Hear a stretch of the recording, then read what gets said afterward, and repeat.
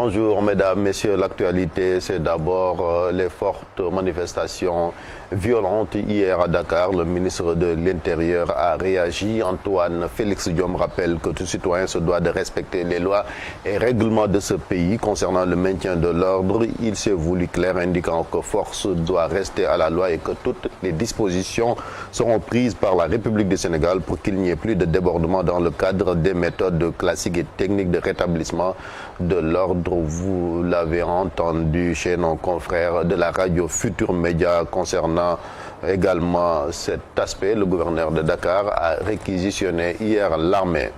En tout cas, la place Centenaire, Castor, HLM, entre autres quartiers, ont été les théâtres de ces affrontements. Beaucoup de dégâts enregistrés suite à l'arrestation de Ousmane Sonko, toujours en garde à vue à la section de recherche de la gendarmerie. Retour sur une journée de tension avec Abdoulaye Diop et Thierno Laurent Mendy. La place du Centenaire ce mercredi, dans les dispositions d'un tournage d'un film d'action. Des manifestants en colère, tous avancent, jets de pierres, objets brûlés. Les manifestants crient victoire. Pour riposter, la police lance des lacrymogènes. Des pick-up remplis de présumés nervis entrent en action. En appoint aux policiers. La police reçoit aussi le soutien des éléments du GIGN à hauteur de la caserne Samba Diéry Diallo de Colobane. Ce journaliste diffuse en direct sur YouTube. C'est pour la première fois que je couvre un événement de telle envergure. Je le suivais juste à la télé. Arrivée tôt ce matin au tribunal, cette militante a rebroussé chemin pour la place du Centenaire. Dès qu'elle a appris que son leader Ousmane Sonko est acheminé à la section de recherche de la gendarmerie. Nous sommes venus manifester et soutenir notre leader Ousmane Sonko. Nous savons tous, il était en route pour aller au tribunal, mais ils l'ont arrêté. Cette dame déplore cette journée sans travail pour elle. Nous n'avons pas travaillé aujourd'hui et nous ne pouvons même pas vendre dans de telles conditions. Nous sommes au marché Colobane, mais vous voyez, la situation est très tendue et c'est difficile. Il n'y a que des jets de pierre et de grenades lacrymogènes.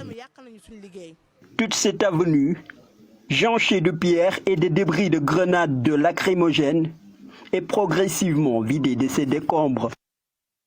Toujours concernant ces manifestations, des jeunes réclamant de Pastef se sont affrontés hier avec les forces de l'ordre. Les patriotes ont brûlé des pneus et des troncs d'arbres dans plusieurs quartiers de la capitale du Sud. C'est le cas de Lindiane, Grand Dakar, Boucotte, Marché, Saint-Maur, des Fossés, Kandé, Beneteau, Kadior, entre autres. Reportages de nos correspondants sur place, Boubacar Diassi et Thierno Laurent Mendy. Après le placement en garde à vue d'Ousmane Sonko à Dakar, plusieurs jeunes se réclamant du président du parti PASTEF, les Patriotes, ont brûlé des pneus, des troncs d'arbres et des immondices en plusieurs endroits de la commune de Ziguinchor. Les manifestants, difficiles à trouver sur les lieux, se déplacent par petits groupes, de sorte que les policiers ne les trouvent pas là où ils mettent le feu. En effet, les manifestants ont mis le feu à plusieurs intersections, non loin des lieux publics, sur les voies très fréquentées, perturbant ainsi la circulation à plusieurs endroits de la ville. C'est le cas au quartier Lindiane, Grand Dakar, Boucotte Esso, Boucotte Marché Saint-Maur, Kandé Baneto, mais aussi Kadior, non loin de l'hôpital de la Paix. Quelques échauffourées ont eu lieu entre les forces de l'ordre et des manifestants au quartier Boucotte. En fin de matinée, lorsque Ousmane Sonko a été arrêté par les gendarmes et transporté à la section de recherche à Dakar, les premières manifestations qui ont éclaté à Lindiane se sont soldées par quelques arrestations dont le nombre reste à déterminer. La veille déjà, des jeunes ont brûlé des pneus dans la commune de Bignona en guise de manifestation de leur colère face à la convocation d'Ousmane Sonko par le juge d'instruction à Dakar. 8 manifestants ont été interpellés avant d'être remis en liberté ce mercredi matin. Pendant ce temps, des partis d'opposition et de la société civile se sont réunis hier face à la presse. Ils ont dénoncé ce qu'ils considèrent comme des dérives du régime et comptent même organiser une manifestation ce vendredi pour dénoncer l'état de la démocratie ici au Sénégal, mais surtout son recul et aussi les libertés. Nous suivons le compte-rendu de Habib Faye et Laurent Mendy. Ils sont unis en un seul bloc, les membres de l'opposition. Debout pour la démocratie et l'état de droit, leur cri de cœur. Notre pays, le Sénégal, traverse les moments parmi les plus sombres de son histoire politique. Notre démocratie est minée, pervertie jusqu'à la caricature par M. Macky Sall et son régime. Au lieu de construire et consolider l'état de droit, Macky Sall s'est arrogé tous les droits, notamment celui de choisir qui doit ou non s'opposer à lui et à son gouvernement, décider de qui parmi les électeurs peut voter, décider de qui pourra participer aux compétitions électorales. Les membres de la société civile, les activistes, les hommes politiques, entre autres, sonnent l'alerte. La corruption, les maladies, le népotisme et l'incurie ont fini de saper les ressources publiques et la qualité de vie des Sénégalais. Macky Sall cherche à nous imposer un unanimisme de façade et une pâle copie de l'état de droit dont le seul but est d'atomiser l'opposition et ainsi se maintenir éternellement au pouvoir. L'affaire Ousmane Sonko, une illustration de la violation des droits humains selon les membres de la nouvelle alliance. Le complot sordide ourdi contre ce député élu par le peuple sénégalais, sorti troisième de la dernière élection présidentielle, est une preuve de plus de la volonté de Macky Sall de tuer toute opposition au Sénégal. Ils n'accepteront plus que les acteurs de l'opposition soient calomniés, poursuivis au-dessus de leurs droits. Il est devenu impérieux de sceller ce pacte d'engagement, une alliance des citoyens, des patriotes, des républicains, pour constituer un bouclier autour de la démocratie et de l'état de droit et de lutter pour que cessent les complots, les procès d'intention, la politique d'intimidation et la traque des leaders de l'opposition ainsi que de tous les citoyens épris de justice. Un pacte d'engagement est scellé cet après-midi pour constituer un bouclier autour de la démocratie et l'état de droit pour que cessent les complots et la traque des leaders de l'opposition. Autre chose maintenant, éducation. Le syndicat autonome des enseignants du moyen secondaire du Sénégal, SAEMS, appelle au respect du protocole sanitaire dans les établissements scolaires avec cette pandémie du Covid-19 qui continue de faire des ravages. Plusieurs enseignants ont perdu la vie à cause de cette pandémie, selon toujours ce syndicat qui appelle au respect du protocole sanitaire, mais aussi dénonce l'arrestation d'enseignants dans des établissements scolaires. Fatou Bintou Konté et Laurent Mendy.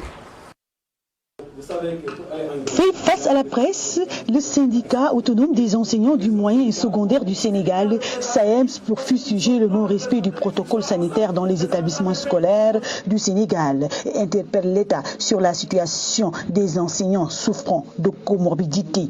Le constat est fait que par endroit, ce protocole n'est pas respecté. Et c'est la raison pour laquelle, pendant qu'il est temps, nous appelons tous les acteurs au respect scrupuleux, mais des mesures barrières. Nous profitons de l'occasion pour demander au gouvernement du Sénégal, notamment au ministre de l'Éducation, de revoir le cas des enseignants porteurs de maladies chroniques pour qu'on puisse les sortir de la classe conformément à ce qui avait été fait lors de la première vague de cette pandémie. Saourou Sène et compagnie s'indignent du débat sur le décompte des morts d'enseignants atteints du coronavirus. Ils perçoivent cela comme de la stigmatisation. Il y a un débat qui s'est introduit sur le nombre de morts d'enseignants. Pour nous, encore une fois de plus, c'est un débat futile. Il est futile dans la mesure où cette pandémie touche aussi bien les enseignants que les autres corps. Et je n'ai pas vu un bulletin qui rend compte ou qui renseigne sur les décès des autres corps. Pourquoi le ferait-on uniquement pour le secteur de l'éducation? Pour nous, c'est une autre forme de stigmatisation des enseignants et nous ne l'accepterons pas. Le SAEMS s'indigne des arrestations récurrentes notées chez les enseignants et la violation de l'espace scolaire par les forces de l'ordre. Nous avons constaté aussi que les forces de défense et de sécurité investissent nos écoles pour cueillir des enseignants. Nous ne l'accepterons plus. L'école est un lieu sacré. C'est un lieu respectable et responsable. Comme on avait eu à le dire avec les franchises universitaires, l'école doit être préservée de tout comportement politicien.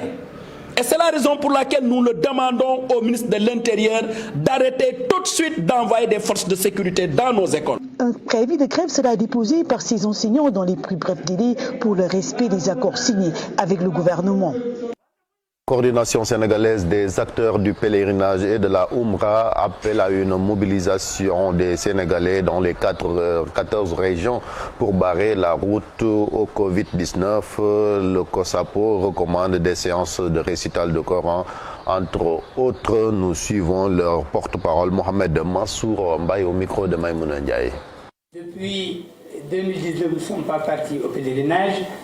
Tout le monde sait que la communauté du Hajj est une communauté composée d'hommes et de femmes qui travaillent sur le Hajj pour certains depuis plus de 10 ans, pour d'autres depuis plus de 20 ans. Et il y en a qui en ont fait leur activité principale. Nous allons sillonner Dakar et 5 régions du Sénégal au minimum.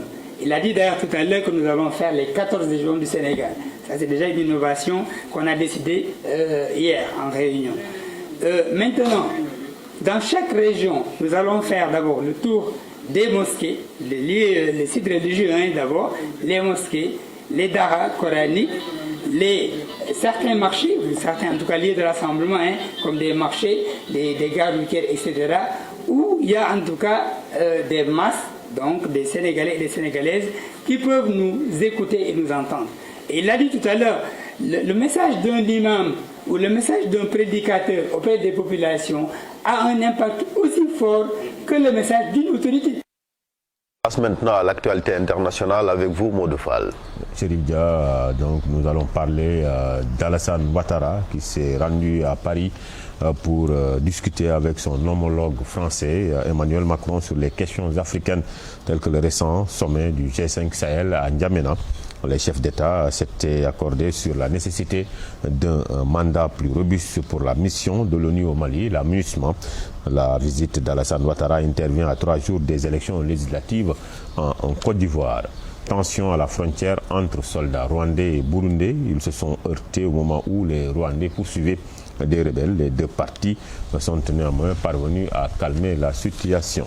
Emmanuel Macron reconnaît désormais l'assassinat du militant algérien Ali Boumedienne par l'armée française. Le militant algérien a bel et bien été torturé et assassiné par les Français. Plus de détails avec Mamoudou Moustapha Ndiaye.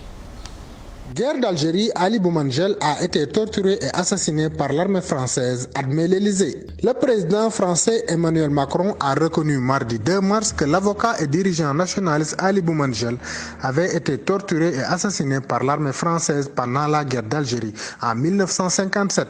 A annoncé l'Élysée un meurtre à l'époque maquillé en suicide. Cette reconnaissance au nom de la France que le chef de l'État a lui-même annoncé aux petits-enfants d'Ali Boumedienne en les recevant mardi fait partie des gestes d'apaisement recommandés par l'historien Benjamin Stora dans son rapport sur la colonisation et la guerre d'Algérie afin de résoudre les tensions entre les deux pays autour de la mémoire de ce conflit. Au cœur de la bataille d'Alger, il fut arrêté par l'armée française placée au secret, torturé puis assassiné le 23 mars 1957. Détaille l'Élysée dans un communiqué. En 2000, Paul Ossares, ancien responsable des services de renseignement à Alger, avoue lui-même avoir ordonné à l'un de ses subordonnés de le tuer et de maquiller le crime en suicide.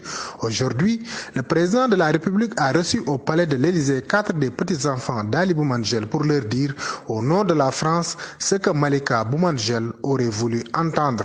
Ali Boumedienne ne s'est pas suicidé, il a été torturé puis assassiné, ajoute la présidence française. Moustapha Ndiaye, la procureure générale de la Cour pénale internationale CPI, Fatou Bensouda, a déclaré ce mercredi 3 mars avoir ouvert une enquête sur des crimes présumés en Cisjordanie, occupée dans la bande de Gaza, mais Washington a fait part de son opposition. C'est tout pour cette page internationale, Chérif Dia. Chérif, c'est tout pour cette première tasse actualité. Merci beaucoup, mesdames et messieurs, de l'avoir suivi. La suite d'Info du matin, c'est avec vous, Assoumane Diop. Merci beaucoup, Chérif. C'était la première tasse actuelle de ce matin. C'était avec Modou Fall et Chérif Dia. Vous aurez tout à l'heure la deuxième tasse, un peu vers 8h. Bien avant, à 7h40, nous serons avec Babacar Fall dans RFM Matin. Babacar Fall qui reçoit ce matin Malik Diop, coordonnateur de la plateforme des acteurs non étatiques, membre de la plateforme de la société civile Jammi Réumi. Dans la deuxième partie de votre matinale retour à la télévision Futur Média, vous aurez votre chroniqueur Abdoulaye Cissé qui va revenir bien naturellement sur les événements d'hier. Nous aurons aussi notre invité qui sera M. Fall Ibrahima, secrétaire général de l'association des GM.